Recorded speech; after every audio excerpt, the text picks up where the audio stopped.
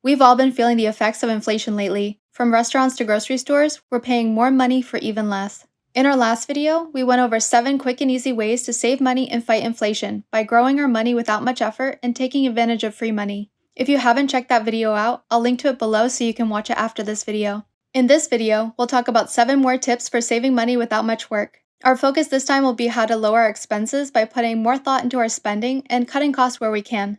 Just like last time, we won't be drastically cutting our expenses or spending too much time and effort to save money. Today's tips will be both quick and easy. Welcome to Well Literate, I'm Ashley. On this channel, we talk about all things budgeting, saving up, and saving money. If you like this type of content and want to see more, be sure to hit that like button and subscribe if you haven't already. It really helps our videos get out to more people to help them save money, and it's absolutely free. Quick disclaimer, I'm not a financial advisor or accountant. This video is for general educational purposes only. No official financial advice is being given. Be sure to always consult a professional before making any investments or financial decisions. The offers and information provided in the video are accurate at the time of the posting date, but may not be in the future. If you make a purchase or apply for an offer using one of the affiliate links provided, I may receive a commission at no charge to you. There's no need to do everything on this list. Just pick a few options to try out, and you can always try more of them later on. Tip number 1. Try to find easy ways to lower your monthly costs. Take a good look at your current monthly budget to see what you spend your money on and how much money you're spending in each spend category, and then pick a couple categories to cut down on or eliminate completely. Let's go over 6 spending areas that are generally pretty easy to cut down on and aren't too time-consuming to look into. Option 1. Get rid of or reduce monthly streaming subscriptions you don't use often or at all. Think about what streaming services you're paying for right now. Pick 1 or 2 services you use the most and get rid of the rest, like Netflix, Disney+, and Hulu. If you have cable but don't use it much, it may be worth it to cut that as well. Switch to free versions of services if you can, like with Spotify and YouTube. Both of these services currently have free versions, so if you're okay with watching some ads and perhaps having some limitations to your account, it may be worth it to make the downgrade. See if you can get certain services for free trials, or bundle and save. Sometimes you can get a streaming service for free for a period of time, get it at a deep discount, or get it completely free just because you have a membership to something else.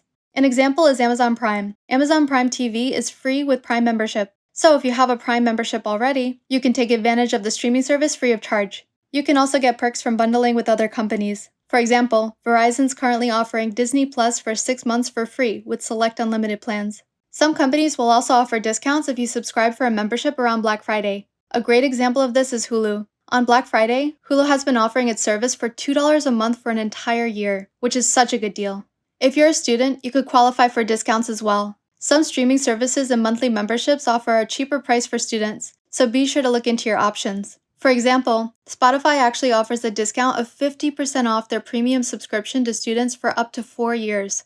Amazon Prime, which also includes Amazon Prime Video, also offers memberships to students for free for 6 months, and then offers a 50% discount to students that keep the membership after that.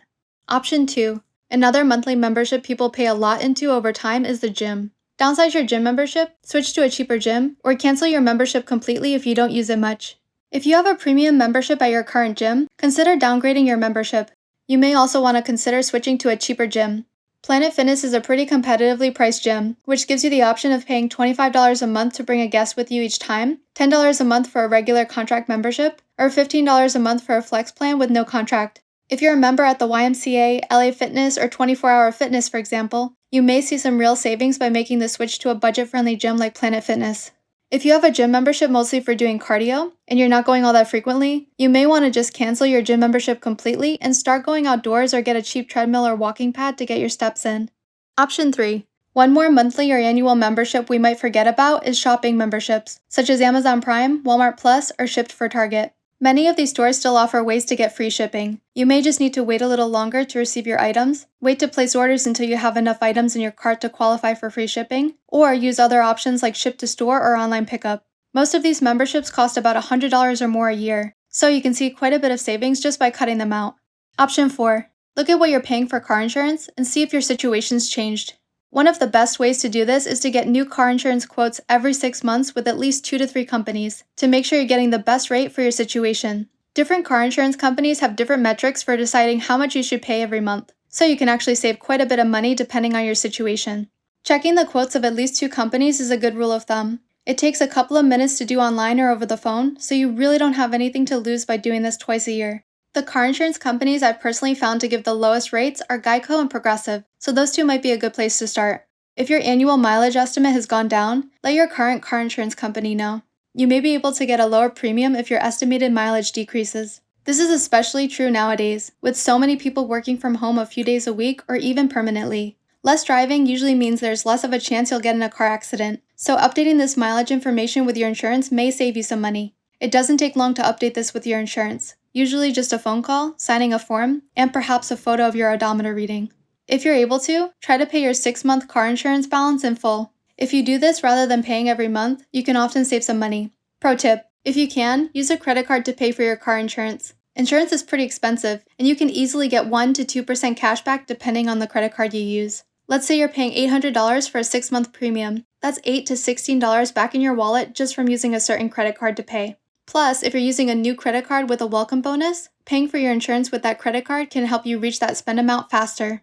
Option 5. Cut down on eating out, takeout, and delivery. If you're big on eating out, you might be spending quite a bit in this category. We won't be diving into cooking and meal prepping, which can take a lot of time and effort, but here are a few quick and easy ways to cut down on these expenses. Consider trying the already prepared meal services from companies like Factor and Home Chef's Fast and Fresh line. Many of these services also offer discounted trials, so you can see if you like the service and meals at a pretty low price. These meals can often taste better and fresher than frozen meals from the store, and usually take very little prep time. Try to find a few go-to items at the grocery store for quick meals without much prep work needed. This is a good option if you want to avoid a subscription service. Think of it as a pickup order from a restaurant, just a lot cheaper. Some good options are already prepared rotisserie chickens, ready-to-eat or microwavable sides like pasta salad or mashed potatoes, and frozen pizzas. One of my favorite brands for this is Good & Gather from Target. Most of their food tastes great and is still budget-friendly. If you still want to eat out, try to at least opt for pickup instead of dining in or doing delivery, to cut down on those added costs. If you can, try to pick 2 to 3 go-to restaurants you like that are budget-friendly and offer you a good amount of food, so you can go once in a while when you want something special and possibly make 2 meals out of it.